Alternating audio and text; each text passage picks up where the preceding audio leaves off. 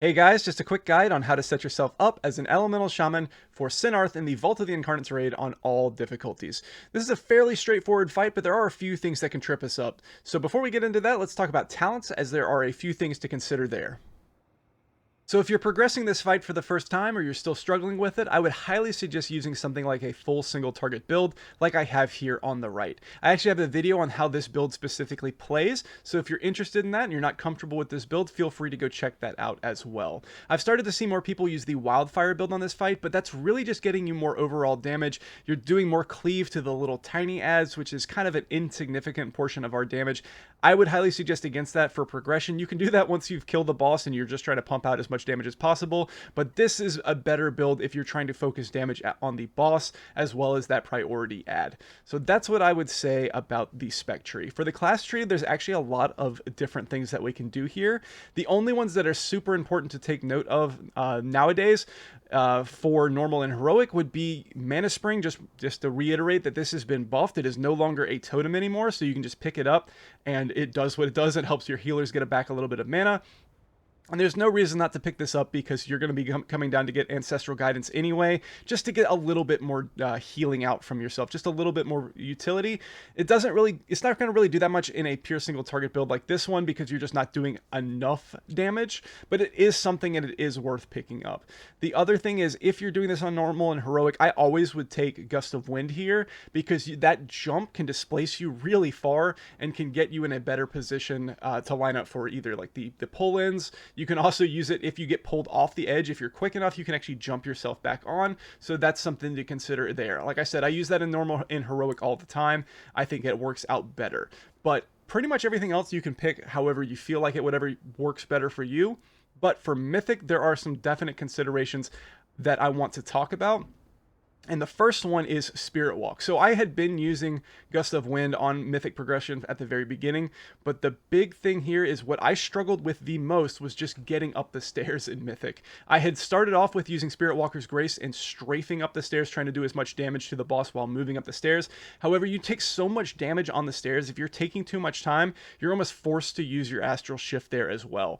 So that was not really the best course of action for me personally. If you can do this and have good success with it, if you're not getting knocked off the edge by the tornadoes on there, then you can do it this way. But I found the much more consistent way of doing things is taking Thunderous Paws and taking Spirit Walk, finding a beeline as soon as you're going to be going up the stairs, finding that beeline, going into Ghost Wolf, using your Spirit Walk, and just getting up to the top of the stairs as quickly as possible.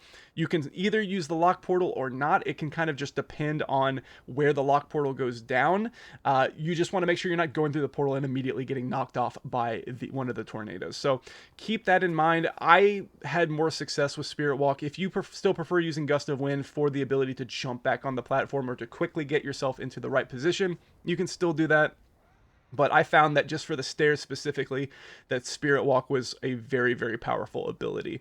The other thing that I didn't use when I was doing this on progression, but if I could go back in time and do it again, is using Earth Shield. The big thing here is Earth Shield with surging shields and then also refreshing waters is very potent for healing yourself. And the reason why I think this would be good is at the very top of the platform for Mythic, when you're dropping off the bombs, most groups will soak that first bomb themselves, so they're eating all that damage. So you'll need to use Astral Shift for that one, but for that second bomb, you won't have anything to really deal with it. You won't be soaking it, but there's so much damage going out when you get targeted by one of those bombs that Earth Elemental really just doesn't cover it all, just that extra 15% health. So having the surging shields, having the Earth Shield, having the refreshing waters, getting out 2 or 3 big healing surges on yourself can really help your healers. Again, this is really kind of a healer issue. If your healers aren't struggling with keeping you up, then you really don't need to consider that. But that was something that I had struggled with, is just staying alive for that second bomb going out. So that is one way that we can cover it. Again, no one likes healing themselves in the middle of a fight, but that might be the only way to do it if you're doing it that way, where you're soaking that first bomb. So take that into consideration. But that's pretty much it there. I would say for all difficulties, definitely take Windrush Totem. It's just good for helping you get up the stairs quicker and helping the rest of your group, especially if you don't have too many roars. But that's pretty much it. This is what I would suggest. Again, you don't have to take Spirit Walk. You don't have to take Thunderous Paws. If you want a little bit more defensive capability out of Spirit Wolf, you can do that.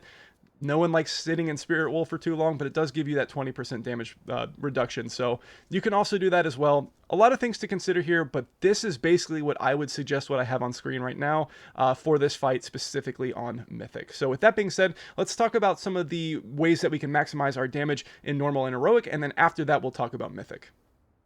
All right, so for normal and heroic, the big thing here for optimization is just going to be your movement. So especially for things like Gossamer Burst, which is coming out right now, a lot of times people will try to just run to the back so there's no way of getting pulled off. What I find to be a better solution is just find one of these webbed areas that you can get pulled into. It's not that big of a deal, and it will keep you from having to run all the way to the back every single time that this comes out, and you can just get behind one of these, and it's much quicker. You're not having to cancel as many casts. It's really not dangerous until you start really getting a whole lot of stacks, but you can like limit this to 1 stack every single time this comes out.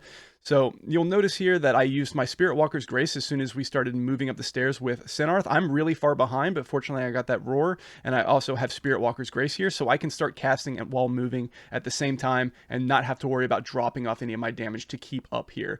So this way I can just keep basically casting as normal as I move up the stairs here. And then as soon as it starts to run out, I can just kind of stop, let this little mechanic go off here, and then go back to casting as normal as we continue up the staircase here. So the other big thing here I can do is I can use my Ice Fury, which is what I'll cast right here. And this gives me just something that I can cast that will do damage that's relevant to the boss as I finish getting up the rest of the way. So using your instant cast spells, using your Spirit Walker's Grace, making sure that you always have something to cast is going to help out your damage tremendously on this fight. That's going to be the biggest thing. So the next thing that's coming out here, and that I want to do specifically on Mythic, this will be a bigger deal, is trying to line up your Primordial Wave with the Frost Breath Arachnid as it comes out. So I've got my timer here, I know when it's coming out, and I'm going to get my Primordial Wave back off cooldown right as it's coming out, so I can go ahead and use it here. On Mythic, this thing does a ton of damage, and you want to be cleaving it down as quickly as possible, and this is where that single target build really helps out. So making sure we're killing that as quickly as possible, and by getting that Primordial Surge out when it spawns will help. It's not a huge damage source, and it's not that big of a deal on on normal and heroic, but on Mythic it will really help to line those things up as often as you can.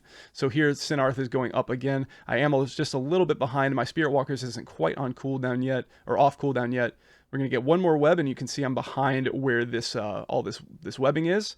So it just helps with that pull in, and then I can immediately start making my way up the stairs. I've got my Spirit Walker's Grace on now. And now I can actually just start running up the stairs again, casting as normal, getting that Ice Fury, and having some instant cast the spell as well as soon as the Spirit Walker's Grace runs off. But that's pretty much it for normal and heroic. It's all about optimizing your movement. It's about using your Spirit Walker's Grace. It's about using your instant cast to always have something to be casting while you're moving. So that's pretty much it for normal and heroic. So now we're going to go over Mythic and talk about some of those pain points, specifically the stairs as well as this final platform up here. So we'll go ahead and talk about that now. Alright, so here we are on Mythic, and this is right before we go up a set of stairs here. So make sure you're more grouped up with your raid. You don't want to be running across the platform at the last second to try to get up. So make sure that you're ready to go, that as soon as you're called for to go up the stairs, that you're right in position to do so. So we'll get this last pull in, and then we're going to go up the stairs. So I'm going to go ahead and run over here, and I'm going to wait for my Warlock. And I'm going to watch with my camera. Make sure that you try to position your camera. This is what I would suggest. Position your camera so you can see where your Warlock is actually putting this. And I can see that it's nice and clean. But if it wasn't, I would just not take the Warlock portal and just try to run up on my own. But here it's nice and clean. I'm going to go ahead and go into Ghost Wolf. Go ahead and take this portal, use my Spirit Walk, and just try to get to the top as soon as possible. On Mythic, it's just really not worth it to try to like strafe your way up the stairs and try to do damage on it. You just take so much damage. It's hard for your healers to deal with it because they're also trying to run up the stairs too. So the best course of action is just try to get up the stairs as quickly as possible. That's my biggest suggestion, because if you try to do anything else, it can just make it way more complicated than it needs to be, especially on progression. So we'll go ahead and skip ahead to the next set of stairs. I'm going to use my Windrush Totem this time because it's off cooldown. And you'll notice here I don't pay attention to where he put it down. And this is where it can be an issue. If you're not looking, sometimes you'll be put in this situation where a swirl is right on top of the portal. I should have looked. That's where you should be looking, making sure that something like this doesn't happen. And if it is lining up like this, just go around. There's going to be more space this way. I could have just done that. Fortunately, I don't get knocked, so it wasn't a big deal there, but I should have been paying attention. I should have looked to make sure that I'm not in any risk of getting knocked off, because honestly, just taking Ghost Wolf and using Spirit Walk and just running the whole way is not that much slower. So that's what I probably should have done there, but fortunately I got lucky. So we'll go ahead and go into the last phase here with the bombs. And what I would suggest with these bombs is, for the first one, what pretty much everyone is doing nowadays is soaking this first bomb. Make sure that you're using your Astral Shift not that late. You should be using it the second that you get targeted with the Chilling Blast there. Go ahead and use your Astral Shift. I was just off when I was doing this. Go ahead and get it on cooldown. It's not that much damage, but you really want to go ahead and get it on cooldown because you're going to want it for the third Chilling Blast. So just keep that in mind.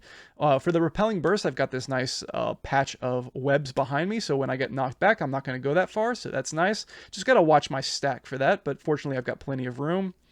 For the second set of the Chilling Blast here, this is where you're going to want to be using as much healing as you have at your disposal. So here I'm going to be using my Health Stone, my Health Pot, and again, if you're taking the Earth Shield and the Refreshing Waters, even then that's where you can be doing that too. Hopefully you might have enough with just the Health Pot and the Healings and the Health Stone, but sometimes it's just so much damage and you don't really have any kind of good defensive.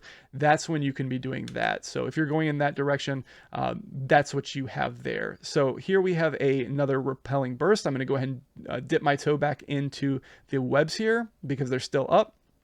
And you'll notice that if you hit a bomb at this point, it's pretty much a one-shot because of how high the stack is. And this is why we really use the Astral Shift on that first one.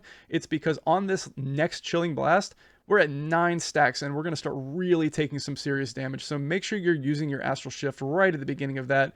Again, my usage of it here, this was our progression kill, was not very good. But so make sure you're using that the second it comes out to really reduce how much damage you're taking.